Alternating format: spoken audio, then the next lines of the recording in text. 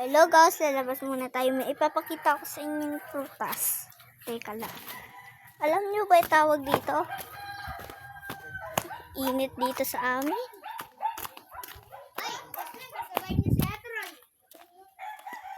Ito guys. Lakapoy niya. Ayun, ganyan. Yan. Ay. Kanina umaga, ano lang ito. Ganyan guys. Pag-block na siya, saka namin kakainin. Yun ni mama. At guys, ang daming nito. Bunga. Ay, dami yan. Guys, init lang dito sa bahay. Aangkat eh. Ito yung puno na no. Yan. Lalap sila doon.